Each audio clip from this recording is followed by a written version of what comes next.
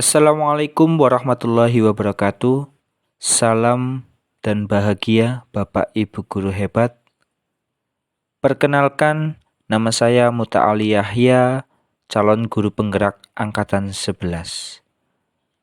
Saya akan menyampaikan tugas 1.1.c koneksi antar materi, kesimpulan dan refleksi modul 1.1, kesimpulan dan penjelasan mengenai pemikiran-pemikiran Ki Hajar Dewantara.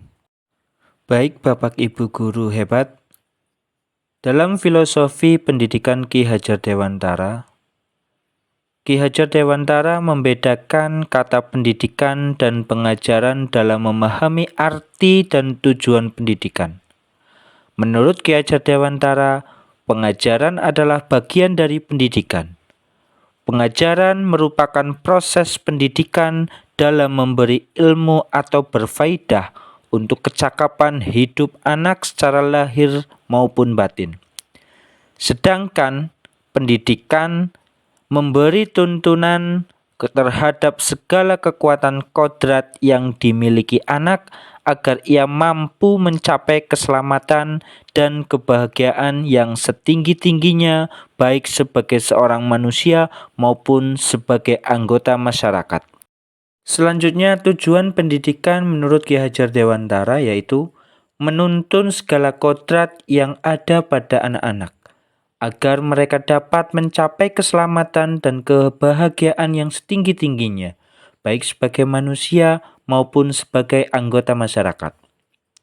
Ki Hajar Dewantara juga menjelaskan bahwa dasar pendidikan anak berhubungan dengan kodrat alam dan kodrat zaman. Lalu, apa yang dimaksud dengan kodrat alam dan kodrat zaman? Kodrat alam yaitu sesuatu yang berkaitan dengan bakat dan minat peserta didik pada suatu aspek pengembangan.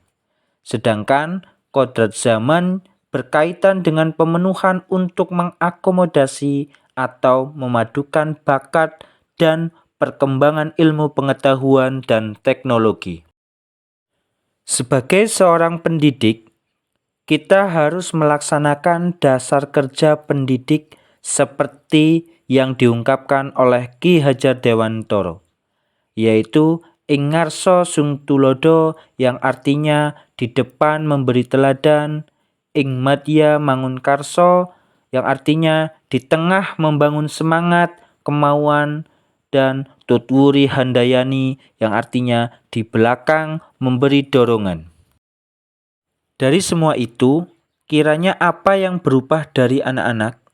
Yang berubah di sini yaitu budi pekerti, yang mana budi artinya cipta, pikiran, rasa atau perasaan, dan karsa atau kemauan.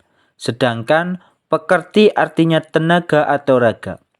Pendidikan itu holistik dan seimbang, tidak boleh timpang, sehingga menurut Ki Hajar Dewantara, pendidikan itu harus menghasilkan budi pekerti, di mana mereka menjadi olah cipta atau pikiran, olah rasa, olah karsa, dan olah raga. Jika pendidikan bisa seimbang, maka akan menghasilkan budi pekerti yang membawa anak pada kebijaksanaan. Jika pendidikan timpang, maka kita akan menciptakan masyarakat yang hampa tanpa kebijaksanaan. Selanjutnya, saya akan menjawab pertanyaan pemantik. Pertanyaan pertama, apa yang Anda percaya tentang murid dan pembelajaran di kelas sebelum Anda mempelajari modul 1.1? Sebelum saya mempelajari modul 1.1, saya menganggap bahwa pendidikan itu hanya kegiatan mentransfer pengetahuan dan keterampilan semata. Dalam proses belajar mengajar, saya hanya fokus pada kurikulum yang disediakan oleh sekolah tanpa mempertimbangkan perkembangan peserta didik sesuai dengan bakat minatnya masing-masing. Saya juga sebatas memberikan tugas tanpa perlu memberikan refleksi di setiap pembelajaran. Saya belum mengerti bahwa seorang murid harus kita berikan kesempatan dalam menentukan yang terbaik untuk dirinya. Kemudian saya menganggap bahwa setiap anak diperlakukan sama, antara satu sama lain tanpa memandang bakat minatnya masing-masing. Pertanyaan kedua yaitu, apa yang berubah dari pemikiran atau perilaku Anda setelah mempelajari modul ini?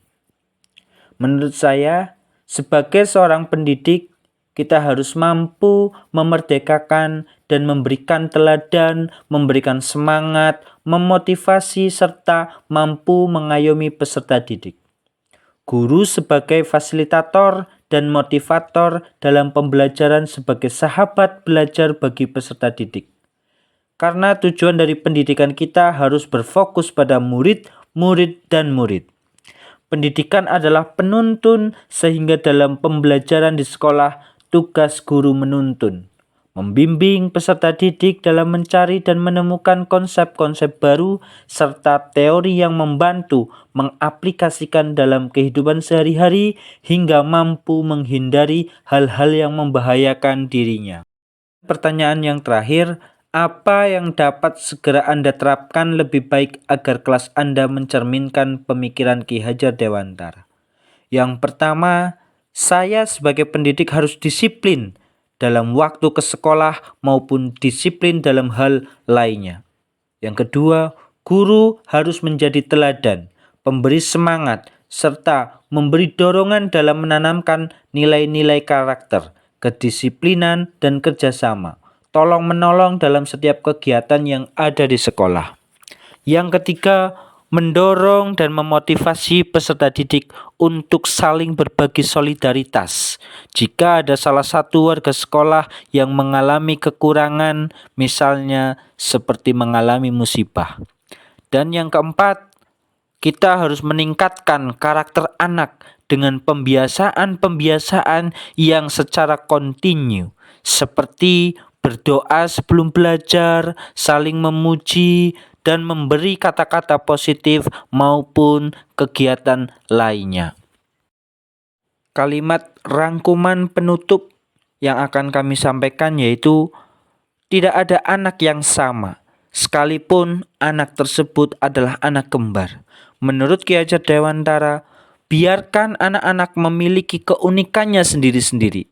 Kita sebagai pendidik harus selalu menuntun murid ke sebuah tujuan dengan bimbingan, dengan menebalkan garis yang samar-samar agar dapat memperbaiki lakunya untuk menjadi manusia seutuhnya. Pendidikan harus dapat memahami murid sesuai dengan bakat dan minatnya masing-masing. Demikian apa yang bisa saya sampaikan tentang kesimpulan dan penjelasan mengenai pemikiran-pemikiran Ki Hajar Dewantara. Kiranya hanya itu. Terima kasih dan wassalamualaikum warahmatullahi wabarakatuh.